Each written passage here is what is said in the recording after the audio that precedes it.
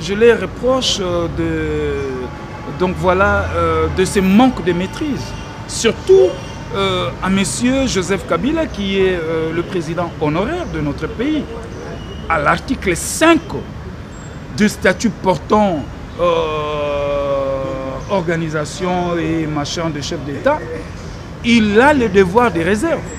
Mais quand Kabila sort de ce silence et viole même l'article 5 du statut portant protection des anciens chefs de l'État, il y a de quoi se poser des questions. Il y a de quoi se poser des questions et surtout qu'il sort de ce silence pour prendre quelle tangente? Celle de nos agresseurs. Parce que Kabila a dit que les revendications de M23 étaient légitimes. Par le passé, qui pouvait inquiéter Minakou, qui pouvait convoquer donc voilà, Chadari? Ils étaient des hommes tout-puissants, intouchables. Mais voilà la beauté de la démocratie. Aujourd'hui, ils sont allés répondre. Et quand il y a eu Minakou, Chadari et consorts, de ne pas quitter le pays, mais ça sont des mesures conservatoires, mon cher ami. Ce n'est pas un acharnement, puisqu'ils se plaignent, ils disent qu'ils sont malmenés, ils sont poursuivis, pourchassés. Ce n'est pas un acharnement contre les gens de l'autorité. Mais non, moi je ne vois pas l'acharnement. Et d'ailleurs, cette interpellation d'hier, c'est une leçon pour nous qui gérons. Mais même si il accusait que Perrault Louara communique pour le compte de nos agresseurs, mais il est de bon aloi que l'affaire soit fixée devant la justice, que nous ayons un jugement du moment établi pour qu'enfin ces parcelles, ce bien soit saisi. Voyez un peu, qui a tenu des propos qui a lésé la conscience nationale en disant, voilà, que les aspirations de M23 est normale et positive. Et d'ailleurs, c'est les aspirations du peuple congolais. Et donc, nous, étant que Congolais, étant que patriotes, nous ne pouvions pas, et donc voilà, digérer de tels propos.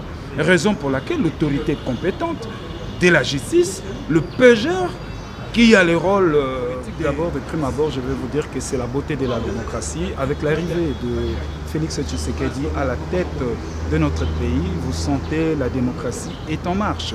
Parce que je oui dire que bon nombre de gens se plaignaient pourquoi Minakou, Chadari et autres devaient être interpellés au niveau de juridiction militaire, mais tout simplement parce que l'autorité morale du PPRD, la personne de Joseph Kabila, qui a tenu des propos qui a lésé la conscience nationale en disant, voilà, que les aspirations de M23 est normale et positive.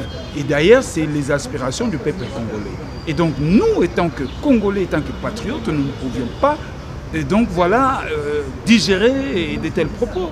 Raison pour laquelle l'autorité compétente de la justice, le PGR, qui a le rôle d'enquêter et d'instruire, voilà, il les a convoqués. Et la procédure en la matière, c'est-à-dire la procédure pénale, a été respectée. Ils ont été instruits et alors l'instruction, nous le disons, elle est secrète. Et bien que à la sortie, il semblerait être victorieux, mais moi je leur dis que ce n'est pas encore la victoire, c'est le début du commencement, parce que l'instruction, la première instruction a été faite, nous attendons la suite. Et faisons suite à l'interdiction de ces derniers, Minakou, Chadari et consorts, de ne pas quitter le pays. Mais ça sont des mesures conservatoires, mon cher ami. Ce n'est pas un acharnement, puisqu'ils se plaignent, ils disent qu'ils sont malmenés, ils sont poursuivis, pourchassés. Ce n'est pas un acharnement contre les gens de l'autorité. Mais non, moi je ne vois pas l'acharnement. Et d'ailleurs, cette interpellation d'hier, c'est une leçon pour nous qui gérons aujourd'hui. Par le passé, qui pouvait inquiéter Minakou, qui pouvait convoquer donc voilà, Chadari? Ils étaient des hommes tout-puissants, intouchables. Mais voilà la beauté de la démocratie. Aujourd'hui, ils sont allés répondre. Et quand il y a une mesure conservatoire qui a été prise par l'ADGM, qui est un service habilité, et donc en termes de mesures conservatoires, parce que ils ont encore beaucoup à renseigner à la justice militaire. S'il faudrait réfléchir à haute voix, ils peuvent être reprochés de quoi d'après vous? Ah bon, moi, étant que juriste, j'ai le droit de réserve. Parce que quand une affaire est en pleine instruction, je ne peux pas donner, donc voilà ma lecture de fait sur ces dossiers. Encore que c'est un dossier sensible qui touche l'intégrité territoriale de notre pays. Et donc, il appartient à la justice de faire son travail. Alors, comme politique, qu'est-ce que vous reprochez ces derniers temps aux gens du PPRD? Bon, étant que politique, je les reproche donc voilà, de ce manque de maîtrise. Surtout à M. Joseph Kabila, qui est le président honoraire de notre pays. À l'article 5 du statut portant organisation et machin de chef d'État, il a le devoir de réserve. Mais quand Kabila sort de ce silence et viole même l'article 5 du statut portant protection des anciens chefs de l'État, il y a de quoi se poser des questions. Il y a de quoi se poser des questions et surtout qu'il sort de ce silence pour prendre quelle tangente? Celle de nos agresseurs. Parce que Kabila a dit que les revendications de M23 étaient légitimes. Entre moi et vous, nous sommes dans la démocratie. Aujourd'hui, avec Tshisekedi, la démocratie est en marche. Si vous êtes donc voilà, frustré, vous devez gérer votre frustration pendant 5 ans, attendre les élections. Mais quand Kabila prend le compte pour le M23. Donc voilà, moi je laisse cette question auprès de la justice. Alors, il y a une autre sujet aussi qui fait jaser par-ci par-là, c'est le ministre Constant Moutamba contre le journaliste Péro Louara. Le ministre a saisi les biens immobiliers du journaliste Péro Louara. Mais Péro Louara a dit que le ministère l'a contacté pour que Péro travaille contre le président de la République, mais qu'il puisse encenser le ministre. Comment dites-vous, comment réfléchissez-vous? Il n'est pas en odeur de sainteté avec le président de la République, le ministre Moutamba n'est pas sincère envers le président de la République, ou c'est quoi? Non, mais écoutez, Moutamba, c'est un juriste comme moi, c'est vraiment un avocat que j'apprécie beaucoup. Mais comprenez que la saisie qu'il venait de faire de ces 3 parcelles de Péro Louara, c'est une saisie qui ne répond pas donc voilà, aux règles et droits judiciaires. Parce que, étant qu'avocat, étant que juriste, pour saisir le bien de qui que ce soit, il faudrait qu'il y ait un jugement. Et dans les cas sous examen, il n'y a jamais eu un jugement condamnant Péro Louara pour que, enfin, le ministre ait le pouvoir d'aller saisir ce bien. Il accuse de rallier les... Mais même si il accusait que comment Péro Louara communique pour le compte de nos agresseurs, mais il est de bonne loi que l'affaire soit fixée devant la justice, que nous ayons un jugement du moment établi pour qu'enfin ces parcelles, ce bien soit saisi. Voyez un peu. Et donc là, moi, je pense que le ministre doit encore revoir un peu et donc voilà sa décision. Et encore que un ministre n'a pas compétence de pouvoir saisir le bien de qui que ce soit, si ce n'est que la justice. Alors, un mot par rapport au gouvernement de l'Union nationale. On a vu que certains s'opposants ont rejeté la main du président de la République et d'autres ont accepté. Qu'en dites-vous? Maintenant, le gouvernement de l'Union nationale, c'est cette grandeur d'esprit du président Félix Tshisekedi. Il a son mandat, 5 ans en cours. Mais le président s'est dit non, nous devons privilégier l'unité nationale, nous devons voir les choses de la même façon. Et donc, le président s'est ouvert politiquement et il a pris même des mesures de décrispation. Voyez-vous, tous les prisonniers ont été libérés, ils ont retrouvé leur liberté.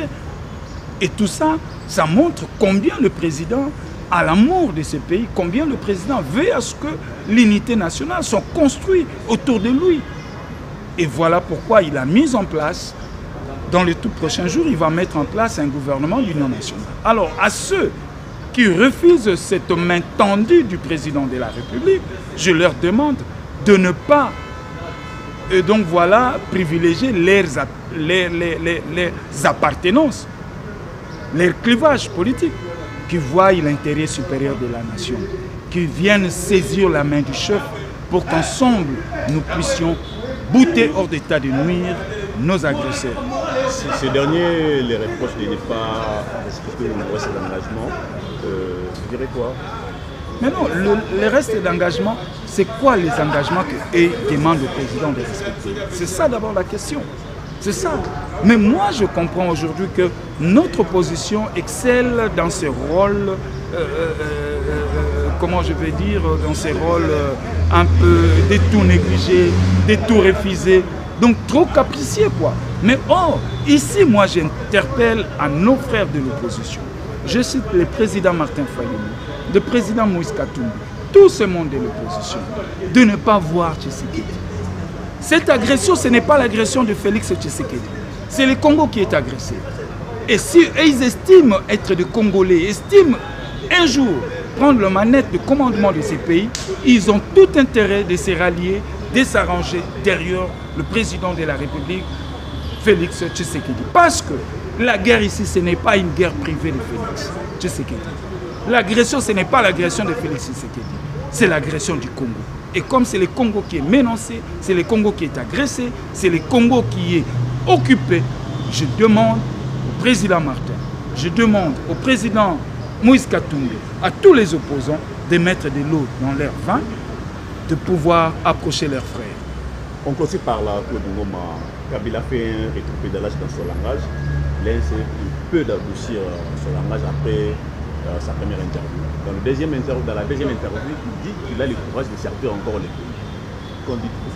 Mais non, je ferai cet effort de reprendre textuellement ses propos. Il a encore de l'énergie pour servir ces pays. Et moi, je demande à M. Kabila. Aujourd'hui, il a 40 et quelques années.